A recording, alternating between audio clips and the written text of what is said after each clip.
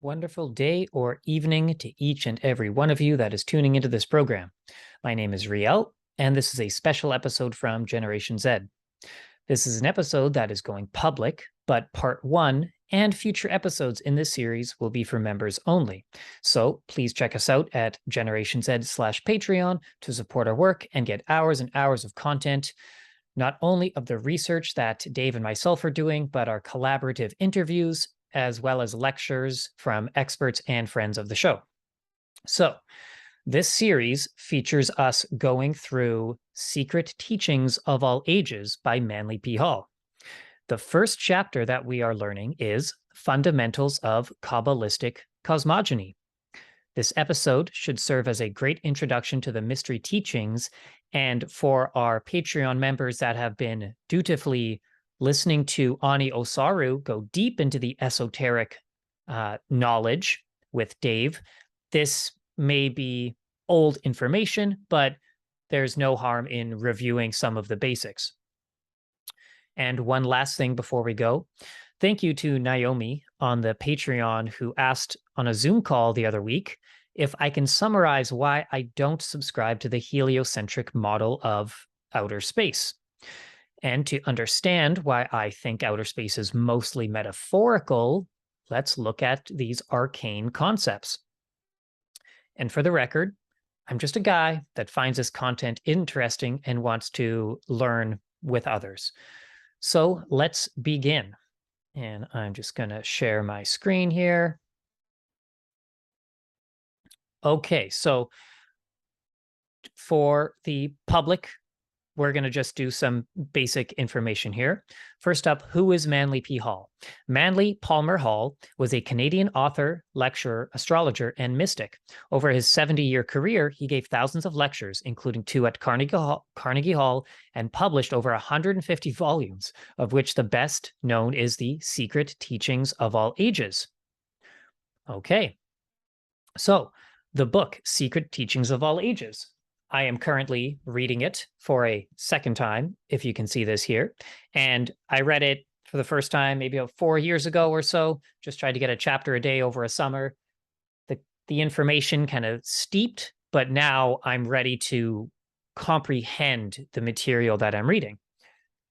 So the book, Secret Teachings of All Ages, you can go onto the CIA website, actually, cia.gov/library, and look up this book. They have it in their archives. So might give you some indication of its significance.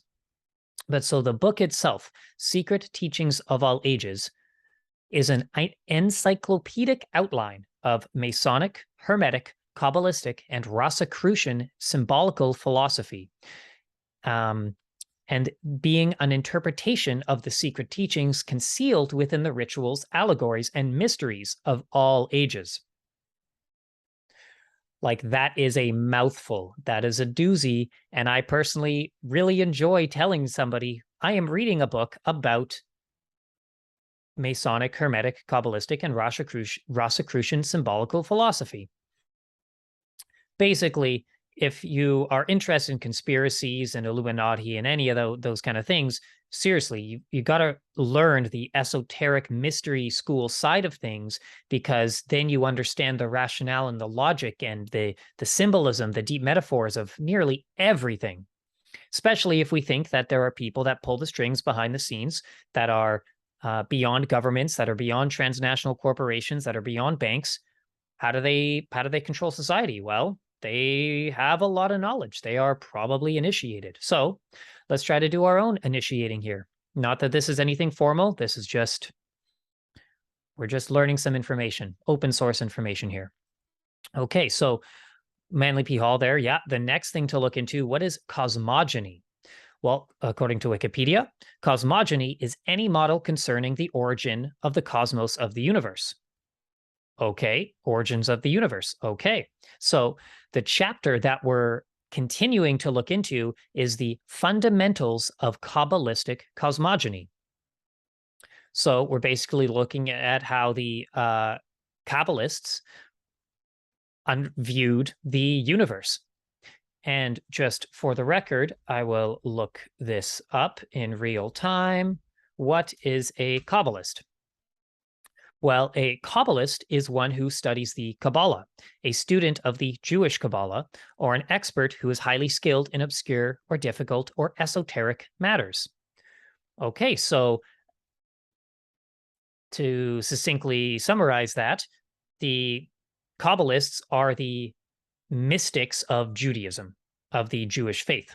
Just like you have the Essenes of Christianity and you have the Sufis of the Islamic tradition. I'm no religion scholar by any means. I'm just interested in learning a bunch of different stuff. And so that's what has led me here right now. So in the first episode, we're simply reading through the chapter, and I'm pointing out specific things that I find interesting that I would like you to also notice.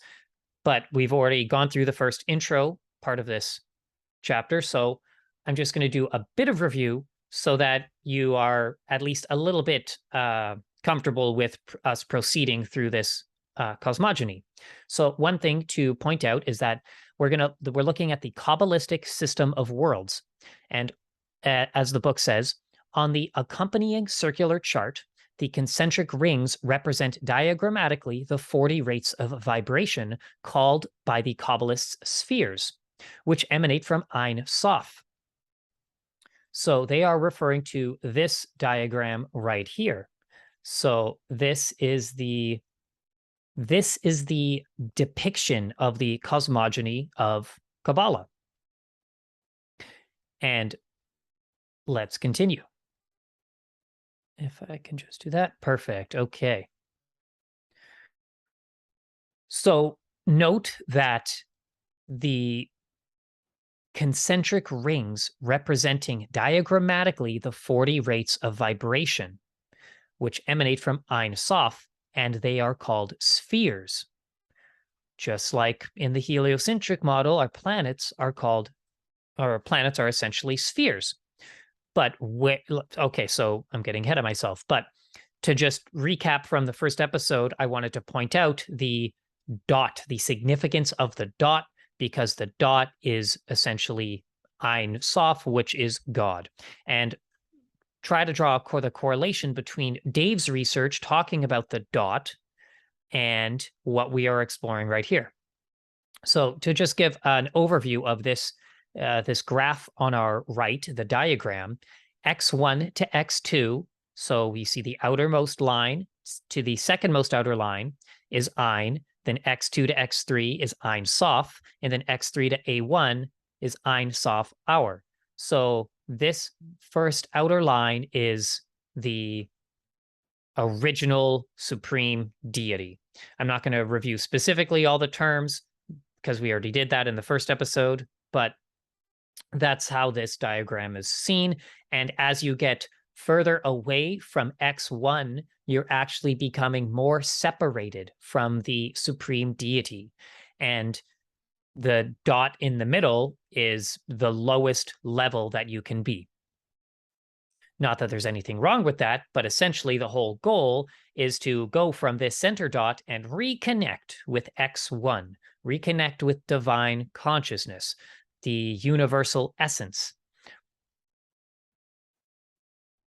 So yes, you're going to have to go look at episode 1 or just go read this book to get some of the information that you missed there. But because this is the second episode, we're going to continue on and just do a little recap of the 4 different worlds. So in the Kabbalistic cosmogony, we have 40 spheres of creation, which are out of Ein Sof, and they are divided into 4 great world chains as follows. A1 to A10 is Atziluth, the boundless world of divine names. B1 to B10 is Bria, the archangelic world of creations. C1 to C10 is Yetzirah, the hierarchical world of formations. D1 to D10 is Asiya, the elemental world of substances. Okay, so we are going to go right into what these worlds are and what each layer is. So I'm just going to pull up this diagram so that you can see it as I am reading it out in real time.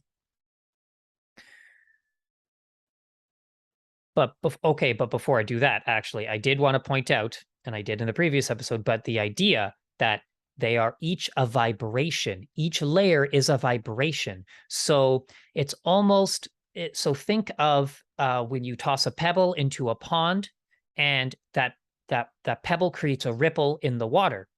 Except it's the inversion of that this time, because the outermost layer is the actual divine source, but the pebble that created the ripple is the lowest level. So that's just a way to like paint this image here, but it's actually the inverse of my metaphor. So maybe I confused you a little bit, but the important thing that I wanted to just share is that they are each a rate of vibration. So when I'm reading this, I'm thinking of the New Age idea of raising your vibration, ascending to the next level, next dimension, next density. So I find that fascinating that the New Age, it's not such a New Age concept. It's actually an Old Age concept. It's actually a mystery school concept. So that's why that's just a little tidbit of why I think it's so important for us to review these arcane ideas, because just like the UFO phenomena, that's not new. That's been going on for a very long time. And I can't wait for those episodes where we're going to get into the esoteric, ancient perspectives of aliens and UFOs. A little bit is actually in this chapter, so stay tuned to the very end because it's going to get really interesting, I promise. Okay, so we're going through these different spheres, these different realms or worlds. So from Ein Sof, which is the X series, which is its own interesting thing of all this X stuff that's coming up from Archaics, the AIX, from Dark Journalist, the X steganography. But here we have X 1, 2, 3. So from Ein Sof came A1, the first crown, and the name of the first power of God was Ahie, which means I am. And I think, therefore I am, or I am, therefore I think, as Dave likes to bring up. From A1 came A2, the first wisdom, and the name of the second power of God was Jehovah, which means essence of being. Now, Dan Winter does some fascinating work on exploring the word of Jehovah as similar to Yahweh, and he does his own work there, so I definitely recommend you go check out Dan Winter at fractalfield.com or any of the dozens of lectures that he has blessed Generation Z with sharing. To continue, from A2 came A3, the first understanding, and the name of the third power of God was Jehovah Elohim, which means God of gods. From A3 came A4, the first mercy, and the name of the fourth power of God was El, which means God the Creator. From A4 came A5, the first severity, and the name of the fifth power of God was Elohim Gabor, which means God the Potent. A6 came A7, the first beauty, and the name of the sixth power of God was Eloha Vadath, which means God the Strong. From A6 came A7, the first victory, and the name of the seventh power of God was Jehovah Tzaboath, which means God of hosts. A7 came A8, the first glory. Name of the eighth power of God was Elohim Tzaboath, which means Lord God of hosts. And then A8 to A9, the first foundation, and the name of the ninth power was Shaddai El Chai, which means omnipotent. A9 to A10 is the first kingdom, which means Adonai Melech, which means God. And then A10 came B1, the second crown, and the world Bria was established. So if you look at the diagram, you have all of these different spheres of A to A10, and then the black line is the distinction, the separation between those two worlds. Yeah, that is A10 in the dark line. Then the next most darkest line is B10, and then C10, and then D10. So think of like piano, like I could just reference the Pythagorean theory of music, which is in this book, and that's this whole chapter, and it's fascinating, and talking about the keys of the octaves and how you have the various octaves, and then the last octave is actually the first of the previous. The first tone of the octave, I think. But as we're going to continue on with this chapter, the 10 emanations from A1 to A10 inclusive are called the foundations of all creations. The Kabbalists designate them the 10 roots of the tree of life. They are arranged in the form of a great human figure called Adam Kadmon, the man made from the fire mist, the prototypic universal man. In the Atziluthic world, the powers of gods are most purely manifested. These 10 pure and perfect radiations do not descend into the lower worlds and take upon themselves forms, but are reflected upon the substances of the inferior spheres. So this is, I was fascinated with this paragraph, that these 10 pure and perfect radiations do not descend into the lower worlds and take upon themselves forms, but they are reflected upon the substances of the inferior spheres. So that's just steep on that we are essentially all mirror reflections of this divine supreme deity in this cosmogony, and as you progress through each world, through each lower world, you are actually reflecting less and less of the original source. So I find that fascinating. Now, from the first or Atziluthic world, they are reflected into the second or Briadic world. As the reflection always lacks some of the brilliancy of the original image, so in the Briadic world, the 10 radiations lose part of their infinite power. A reflection is always like the thing reflected, but smaller and fainter. Okay, so just as I was trying to explain, the quote is, a reflection is always like the thing reflected, but smaller and fainter. In the second world, B1 to B10, the order of the spheres is the name as in the Atziluthic world, but the 10 circles of light are less brilliant and more tangible, and are here referred to as 10 great spirits, divine creatures who assist in the establishment of order and intelligence in the universe. As already noted, B1 is born out of A10 and is included within all the spheres superior to itself.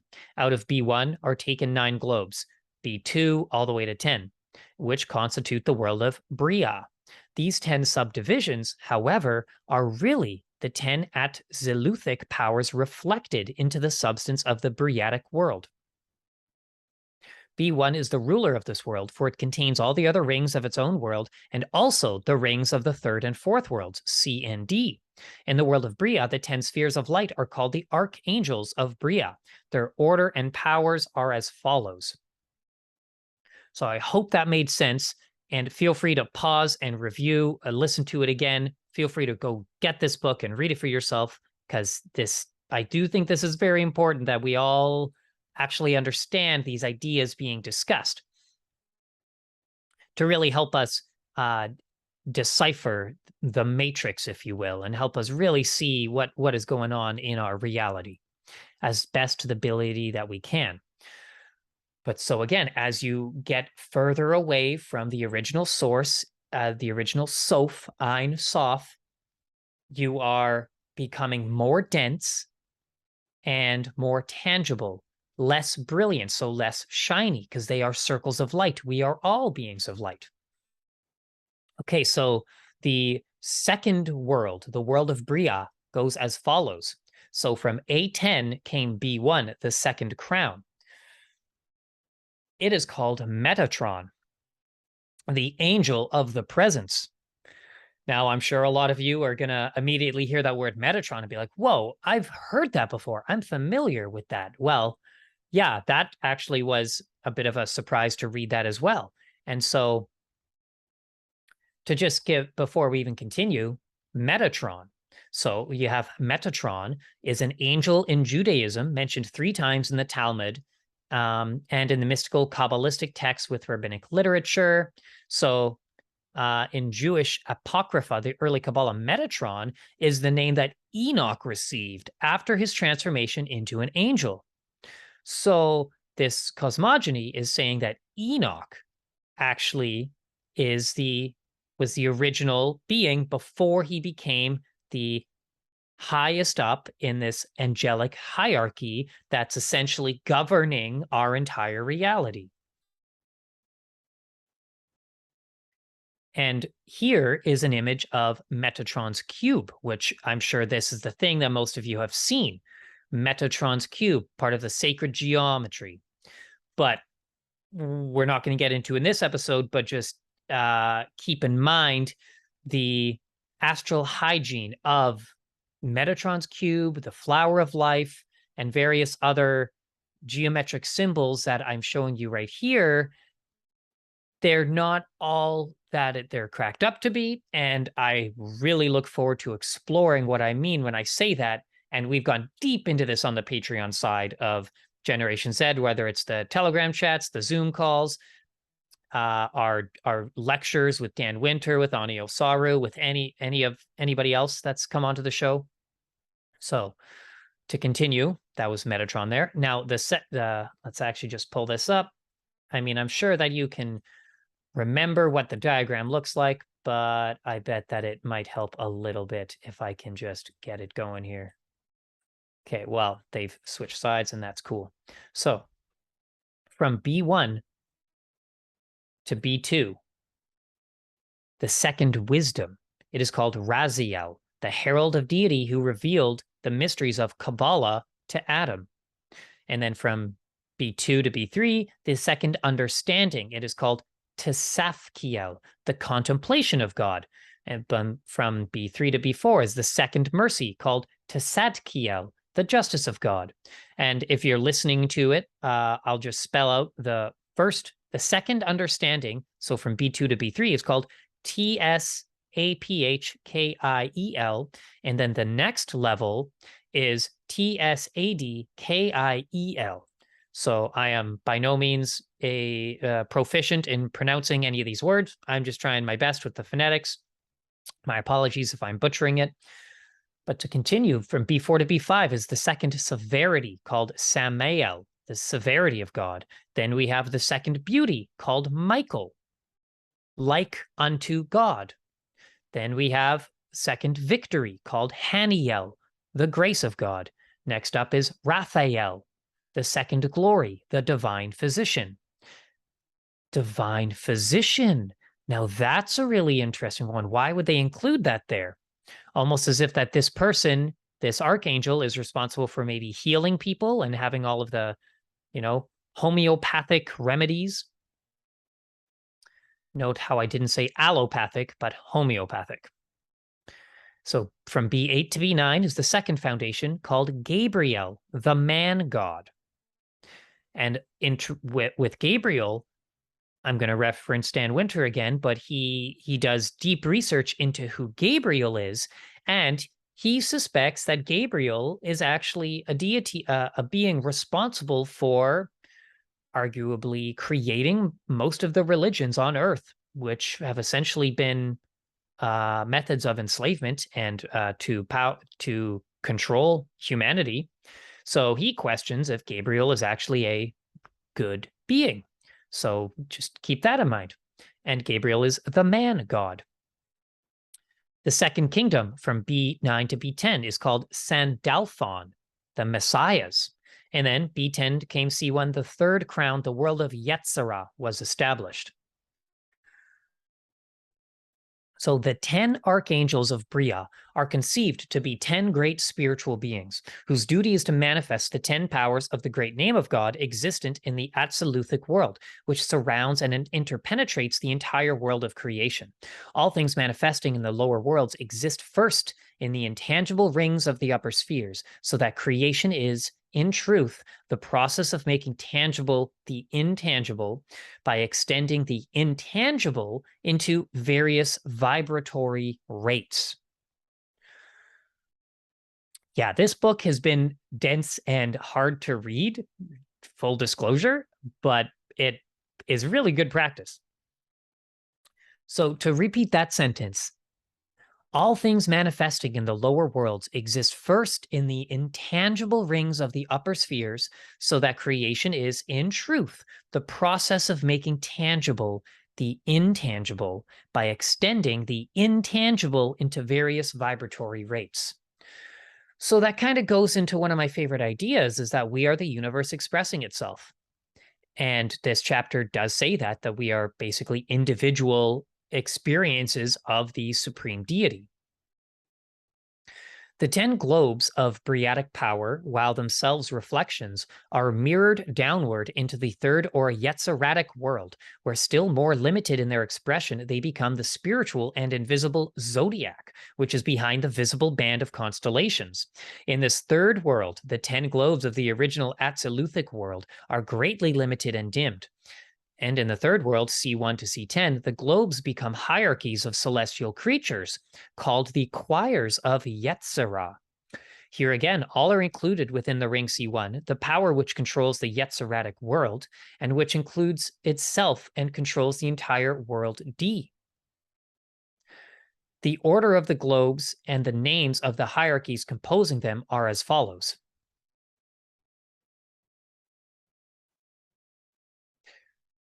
Just a little bit of lag here on my end, so I'm just noticing that, but we're going to continue.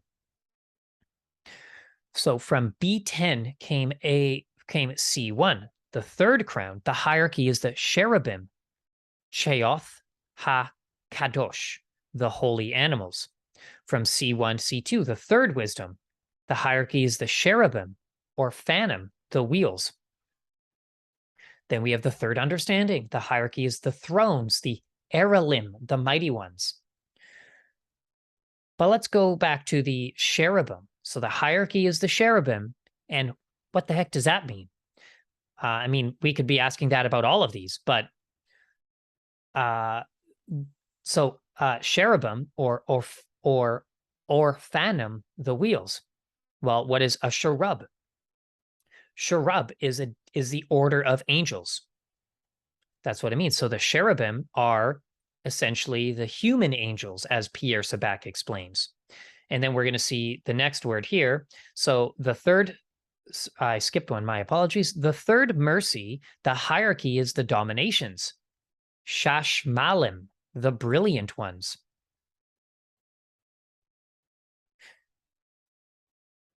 C4 came C5, the third severity. The hierarchy is the powers, the seraphim, the flaming serpents.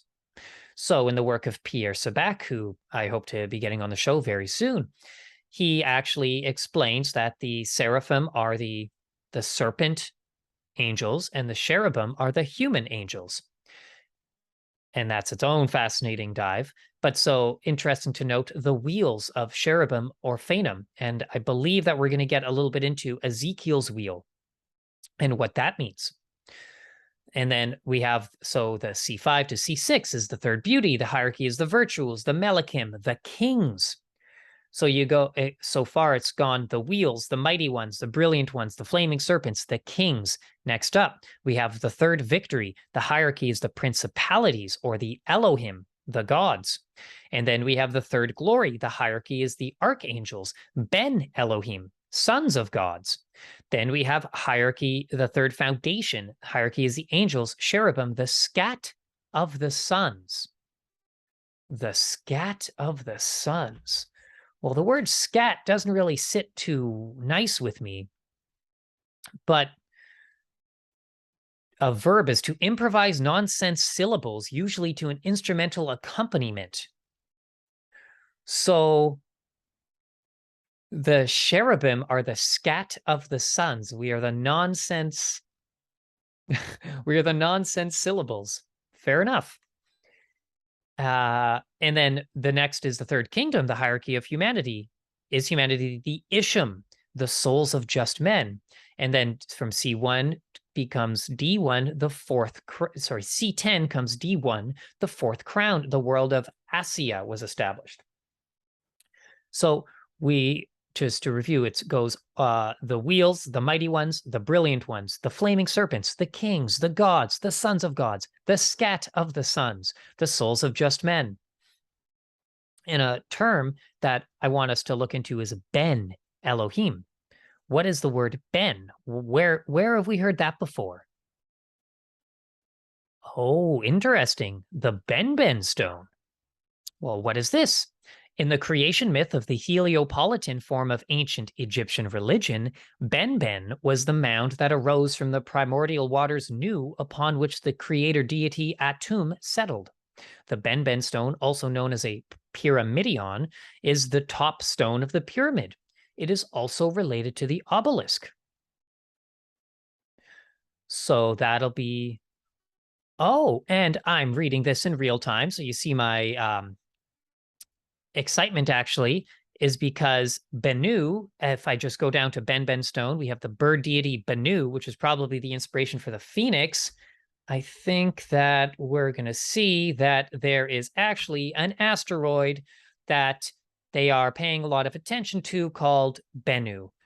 And that makes a lot of sense. So we're just going to leave that there, though, but I'm definitely going to be using that in future episodes of my own research.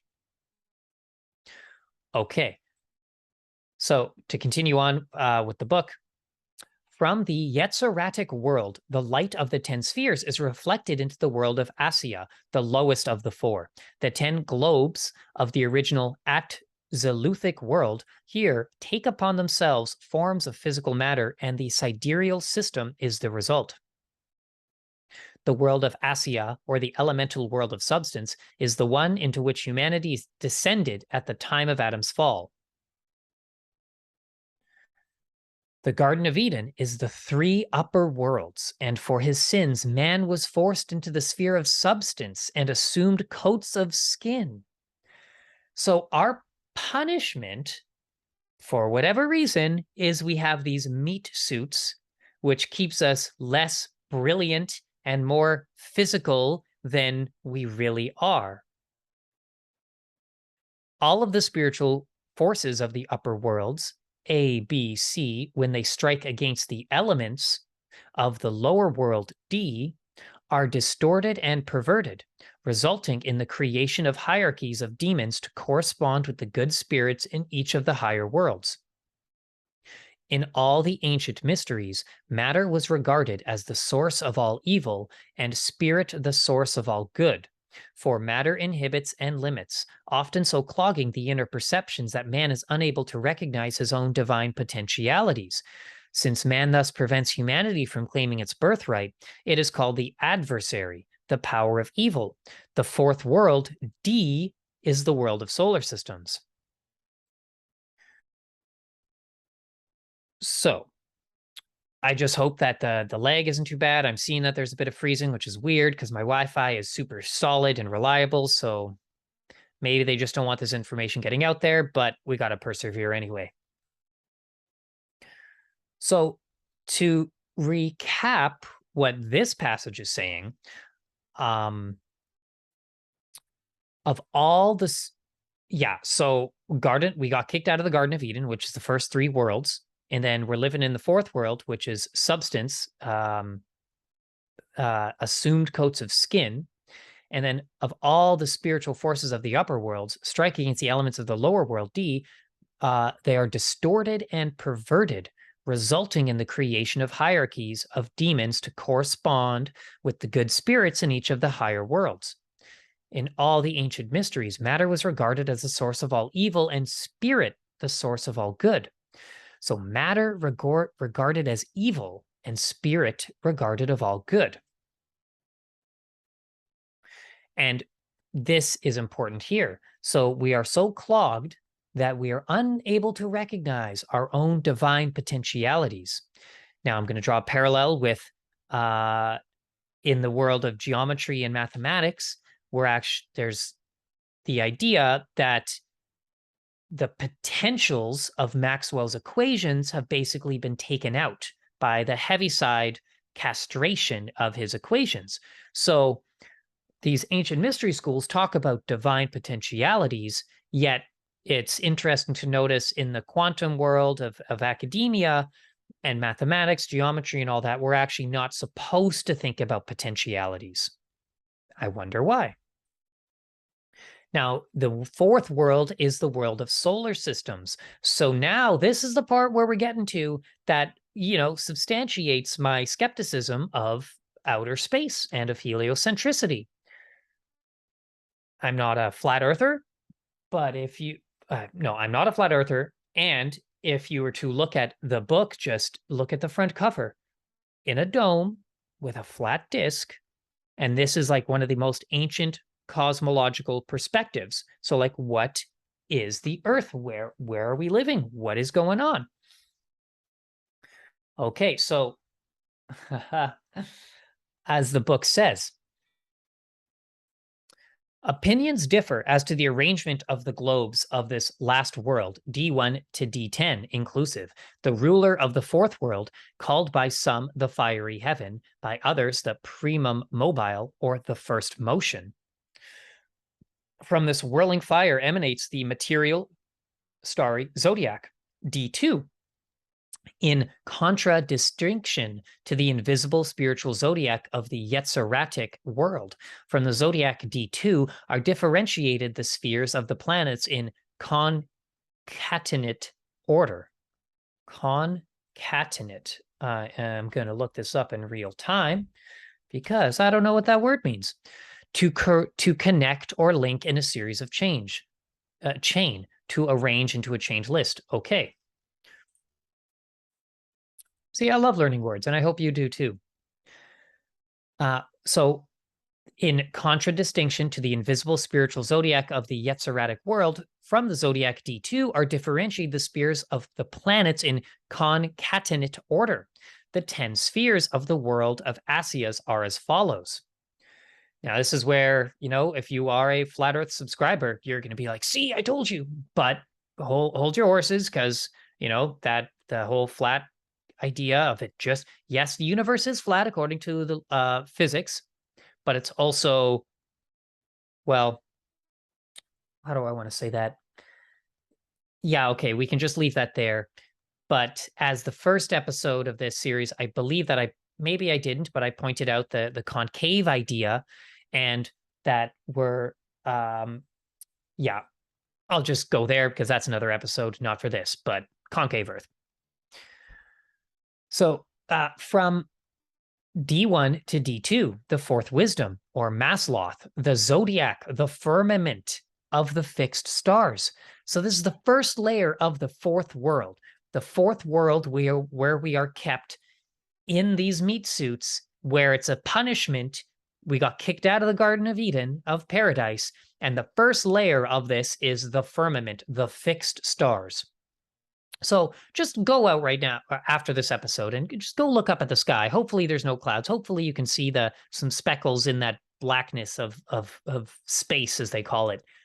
And just like, what are you actually looking at when you see these things? Just asking. To continue on, though, from D2 to D3 comes the fourth understanding, Shabbatai, the sphere of Saturn. Next up is the fourth mercy, Tzedeg, the sphere of Jupiter. The fourth severity, Madim, the sphere of Mars. The fourth beauty, Shemesh, the sphere of the sun. Then the fourth victory, Noga, the sphere of Venus. Then the fourth glory, Kokab, the sphere of Mercury. Then the fourth foundation, Lavana, the sphere of the moon. And the fourth kingdom, Sholom Yosodoth, the sphere of the four elements. So in this ancient cosmology, as many of you maybe know, they used to think that Saturn was the edge of our solar system. And they also used to think that Saturn was the original sun. So in this paradigm, Saturn, Jupiter, Mars, Sun, Venus, Mercury, the moon, and then the four elements. And I find that fascinating because personally, I really do enjoy looking into the idea of the Saturn black cube worshiping cult and understanding that that is a root of most of the religions that we live in. Now, this isn't the episode to get into that, but just throwing that out there because we definitely have gone deep into this on the Patreon side of things. But here's the actual arcane substance for why this is such a prominent conspiracy theory nowadays. So as the book says, in the world of Asiya, we are to be found the demons and tempters. These are likewise reflections of the 10 great globes of Atziluth. But because of the distortion of the images resulting from the base substances of the world of Asiya, upon which they are reflected, they become evil creatures, called shells by the Kabbalists. There are 10 hierarchies of these demons to correlate with the 10 hierarchies of good spirits composing the Yetziratic world. So just like all these other worlds, this is a reflection of the 10 great globes of the Atzilith world. And this next paradigm talks about demons and entities, and they call them shells. The evil creatures are called shells. So there's, in addition to there's the hierarchy of the archangels, here's the 10 hierarchy of of demons, which correlates with the good spirits.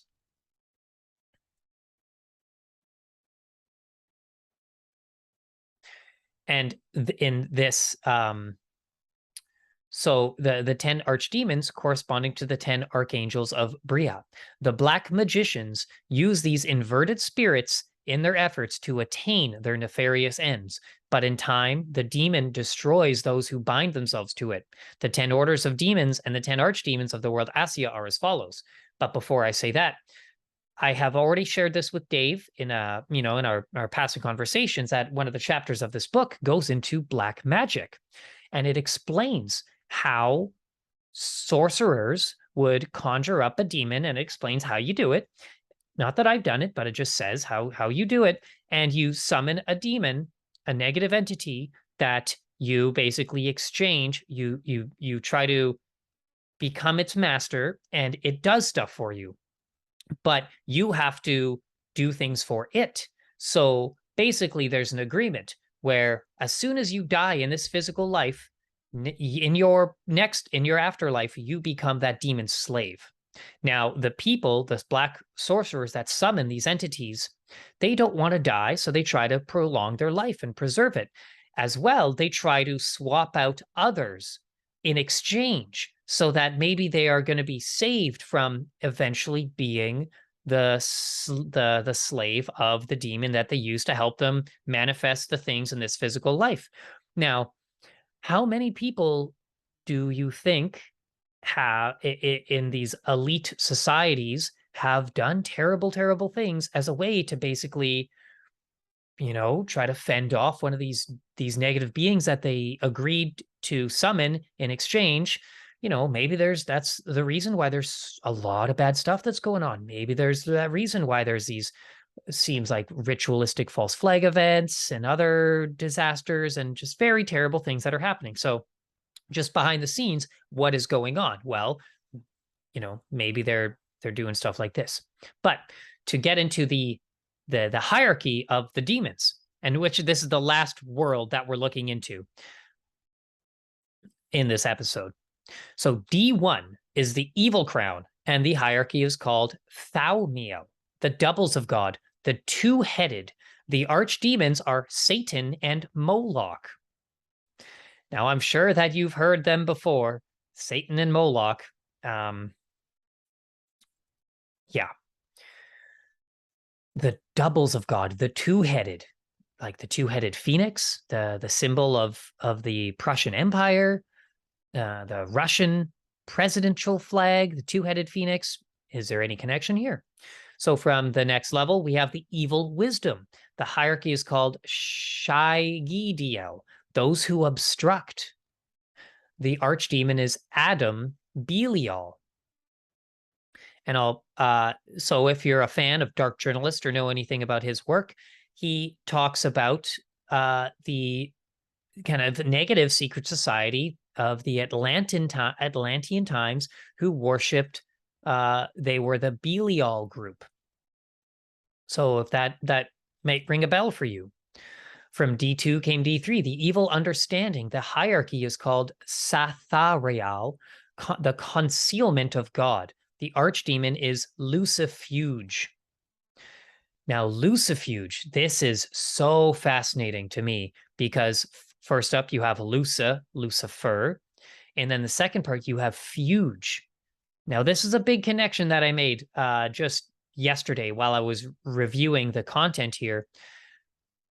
In the work of Dan Winter, he explains that it's all about non-destructive charge implosion, and it's about being centripetal, not centrifugal. Centripetal and centrifugal are opposites. So I wonder if right here we have that suffix of F-U-G-E, fuge, being centrifugal, is actually the opposite of, or maybe not the exact opposite, but not what you want to be doing, because you want to be imploding non-destructively, but maybe the centrifugal is going to make you explode, something like that. But to continue, we have the evil mercy. The hierarchy is called Gam-Shekoth, the disturber of things. The archdemon is Astaroth. From D4 comes D5, the evil severity, and the hierarchy is called Golab, incendiarism and burning. The archdemon is Asmodeus. So like arson. Arson is basically, wow. So from the next one is the evil beauty, and called Togarini, the Wranglers. The archdemon is Belphegor. And the next one is evil victory. The hierarchy is called Harab Serap, the dispensing raven. The archdemon is Baal Canon. The dispensing raven. Ooh, I'm keeping a note to myself about that, because I was just looking at raven-related topics that I'm not getting to on this episode, but we will be in future ones.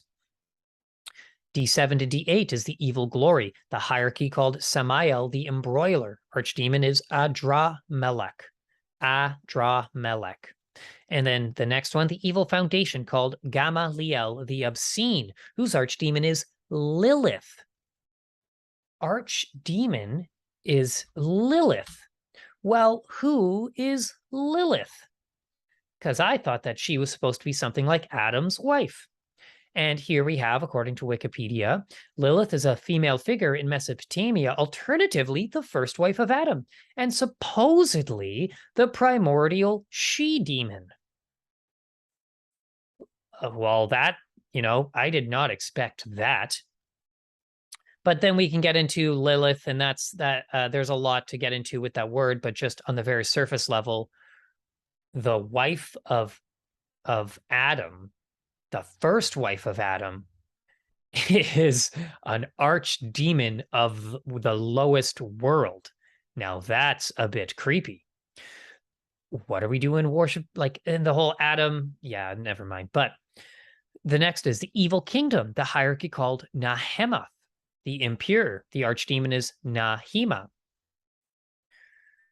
So I know that these are probably a lot of new words, and not necessarily saying that they're going to be coming up a lot in our research, but I think as somebody that really likes etymology and what Pierre Sabac calls polyglottal symbolism, which is how words change but mean the same thing throughout different languages and different cultures, I think it's very important to see these words and their roots. And like if we go up to this first word, the first crown, the first globe, the first 10 great circles in the At-Se-Luthic world, we have the words El. So from A3 came A4, the power of God was El, which means God the creator. Then you have Elohim. Well, notice that the ending of all of these words is EL. And my name as well.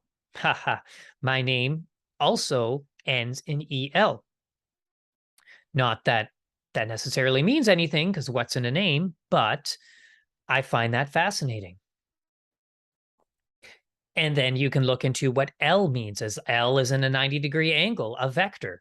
And that's its own thing that please connect to with the research that Dave is talking about. L means the lion, the Lions Club. And that's, if you've watched on our Patreon, I've done an entire episode on the service clubs, including the Rotary Club, the Lions Club, the YMCA, the Alpine Club.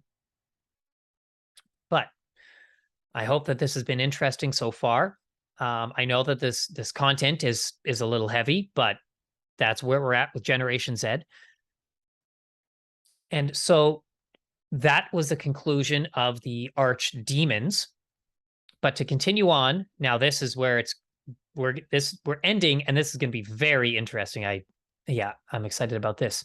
So to read it, the Kabbalists declare that the worlds, intelligences, and hierarchies were established according to the vision of Ezekiel. By the man of Ezekiel's vision is symbolized the world of Atziluth, by the throne, the world of Bria, by the firmament, the world of Yetzirah, and by the living creatures of the world of Asiya. These spheres are the wheels within wheels of the prophet. Ooh, now like this was the sentence that I read when I said, okay, I want to share this whole chapter. These spheres are the wheels within wheels of the prophet.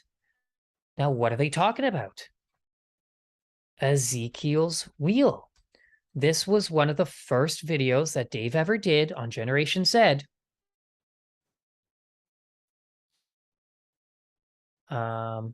Oh, well, I guess there's not a Wikipedia page for it, but no, that's just a song. Well, that's fine.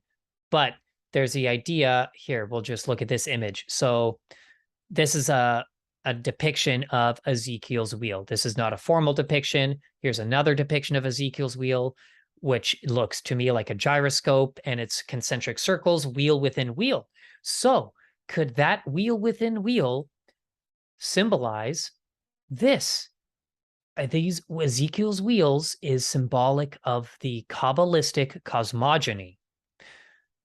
What, or was it a physical thing in the sky that people were flying around in, like the original UFOs? I'm not too sure, but we're just throwing out ideas here. And that's, I think, a very important one that I hope that you take home and contemplate. So to continue on with the paragraph, the Kabbalists next established a human figure in each of the four worlds. A1 was the head and A10 the feet of the man of Atziluth. B1 was the head and B10 the feet of the man of Bria. C1 was the head and C10 the feet of the man.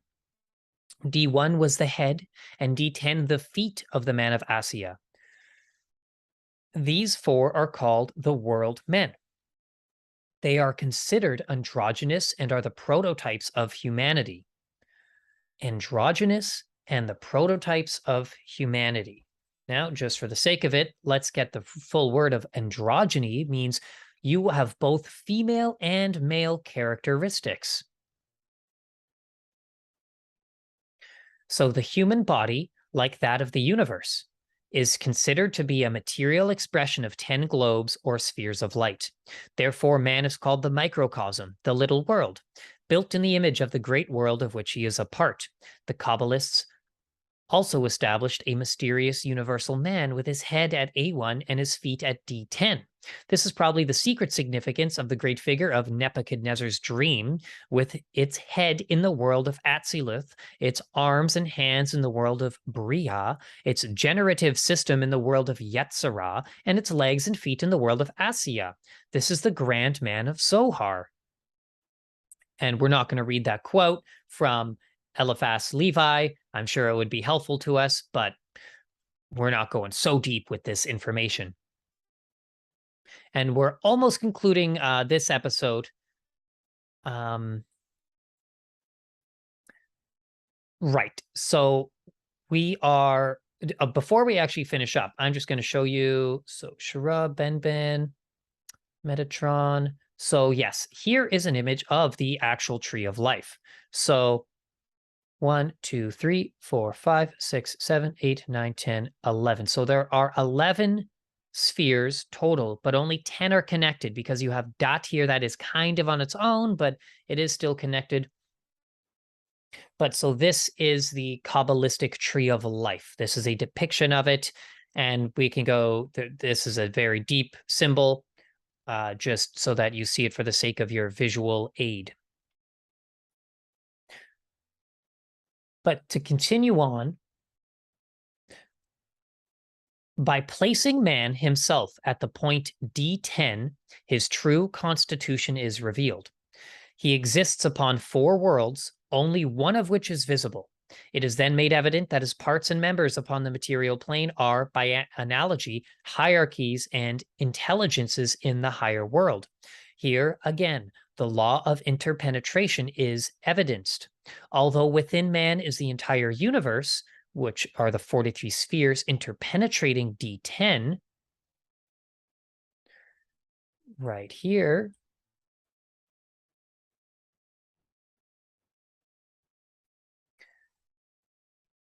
Yeah. And so he is ignorant of its existence because he cannot exercise control over that which is superior or to greater than himself.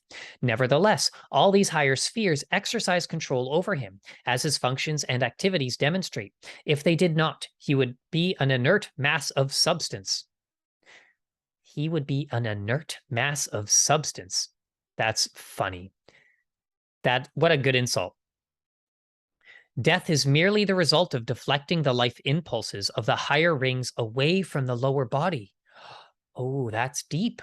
Death is merely the result of deflecting the life impulses of the higher rings away from the lower body.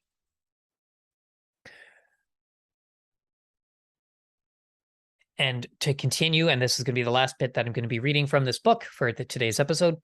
The control of the transubstantial rings over their own material reflection is called life, and the spirit of man is, in reality, a name given to this great host of intelligences, which are focused upon substance through a point called ego, established in the midst of themselves.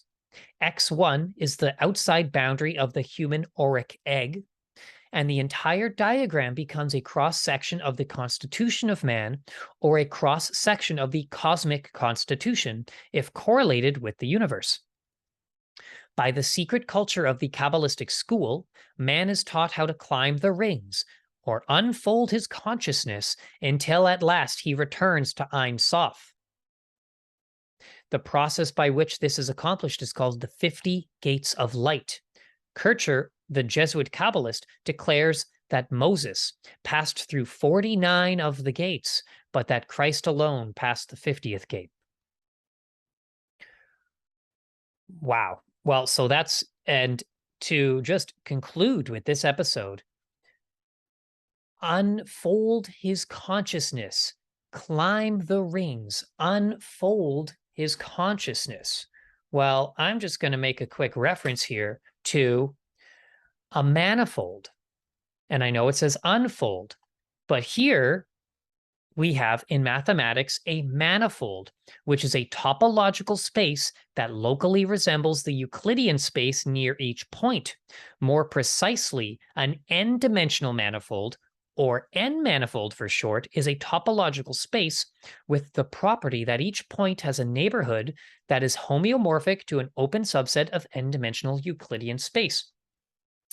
And I understand that it might be just confusing to throw this in here as the last reference, but this is what I'm tying into to the research of Dave, because he's going deep into the mathematics and geometry, and there are absolute correlations and parallels between the ancient arcane mystical teachings and modern day geometry, mathematics, because geometry and mathematics were literally part of the mystery schools, but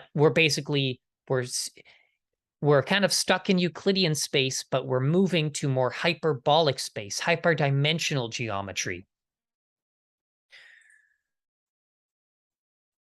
Right. So yeah, okay. Well, I covered my notes that I wanted to cover. So I am going to stop the screen and just want to say thank you so much for tuning into this. If you're new to the channel, hopefully you check out some of our other videos. I strongly recommend you subscribe to our Patreon at GenerationZ/Patreon. We definitely appreciate it. We're trying to turn this into, livelihoods and incomes and be full-time researchers and help educate and guide and help guide the collective consciousness through this shift in a paradigm that we're going through. But there you have it. That was the second part of the fundamentals of Kabbalistic cosmogony. Hope you enjoyed it, and see you all very, very soon. Leave your comments below. Let me know what you thought. Have a great night.